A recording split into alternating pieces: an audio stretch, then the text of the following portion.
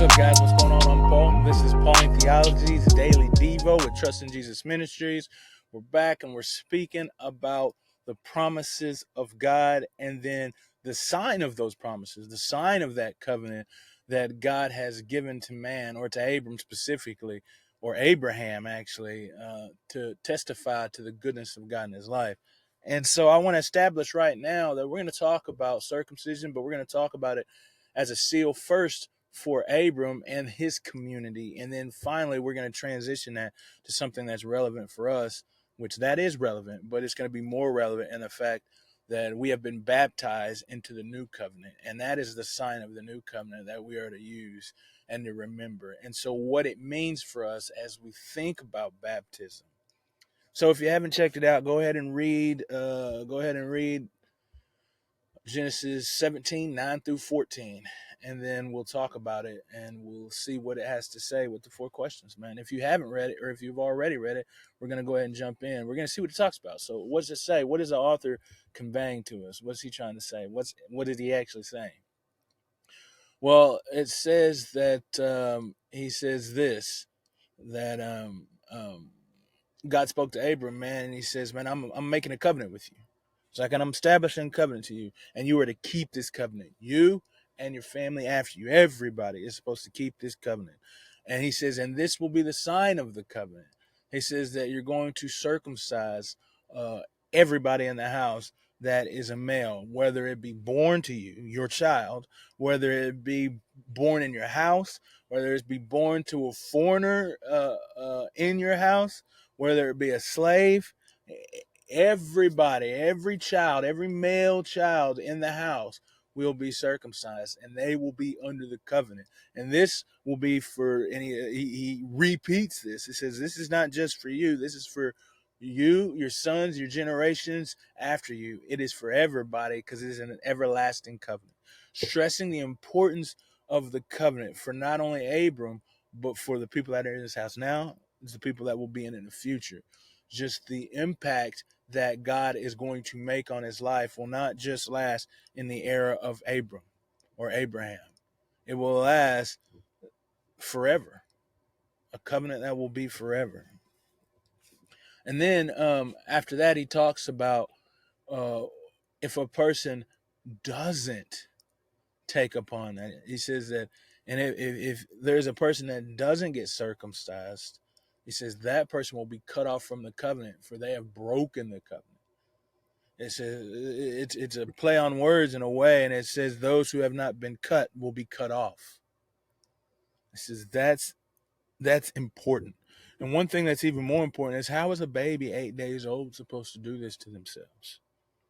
And so this is not just a thing that and that they are supposed to do on their own, but this is a family-centered thing, that the male, the father is responsible for training up his child to understand and know this covenant.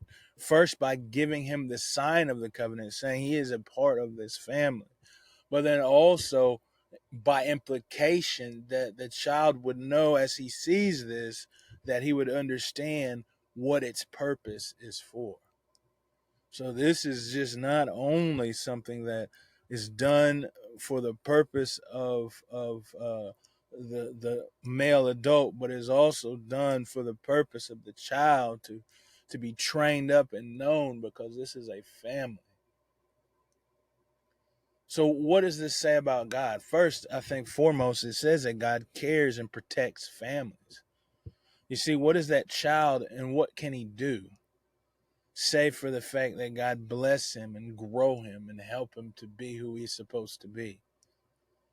And then also just the priority that God places upon the family, the father specifically, as to have this done to his child. That this is like an onus, it's saying that that you are responsible for the seed that I've brought to you, to train them up in the way of the covenant, that I might be their God. We read that last time. He says, because he is going to be their God. And then what does this say about man? Well, I think the symbol and the sign, what's it there for? What's the purpose? There's nothing that we can do to gain it, nothing that we can do to achieve it. So what is the purpose of the sign that God has given it? I think it is for the male that as he looks upon his member and he sees the sign that God has given him, that he would recognize the status that he has, the chosenness that he has in God, that he is a people of God, that God is his God, and that God has established a covenant with him to be a chosen person from among all of the peoples of the world. That is what that sign is supposed to do. And so if another thing again is, I just want to reiterate the need to establish and to grow our children in the Lord, because that's what it is, that the male, the father, the mother has to do this to the son at 8 days old. And the son, he can't do it. He can't pull the little stone or the knife or however they do it and cut the flesh off. He can't do that. And so it is a responsibility. This is a family thing, but not only a family thing, a household thing.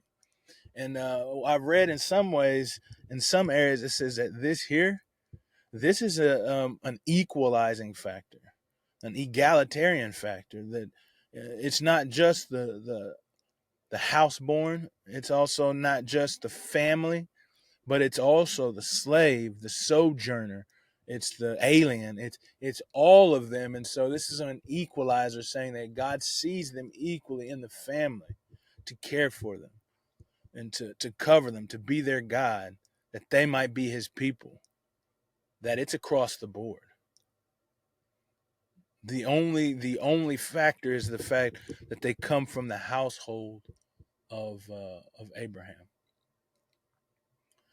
And so two things I think that we can apply from those, two truths that we can see is first off that this is an everlasting covenant. This is before the two things, is that's an everlasting covenant. So once we are part of the family of God, we are always a part of the family of God. There ain't no getting out of it, man, which is a blessing, because if there was a way to get out of it, I definitely would have already been out a long time ago. But there's not. God is greater than that. But what it does tell me is, first off, one is that when we come into the family of God, is that we are egalitarian, that we all have equal status before the throne of God, because he cares for us. There's nothing that we could do or achieve that can make us greater than anyone else in this family. It's like it's a gift that God has given us. It's not by works, and we talked about it in Ephesians. It's not by works, it's by the grace of God. And so if you think you made it there and you're great, then you need to humble yourself. But if you think you're worth nothing and you're nothing, man, you need to fall into the arms of Christ, because he has exalted you to a status that is beyond compare. And then number two, it's our baptism. If you haven't been baptized yet, man, you need to get baptized. It's because what it does is it reminds us of who we are. Oftentimes in the Baptist denomination, we talk about it's a profession of our love to God. It's a profession of our faith to God. And in some ways it is that. It declares that we are a part of the family of God. But what more it is, or at least it is in equal measure, it is the fact that as we remember our baptism, we know whose we are. Sometimes we forget. And we need reminding. And that is the purpose of baptism. It is as we look at it, as we are reminded of it, as we remember it, it points towards whose we are. It points towards the actions that the Lord achieved so that he might get us, that we might be his people. So today, man, I want to remind you whose you are. Remember your baptism. I appreciate you guys for listening, and I'll see you in the next episode.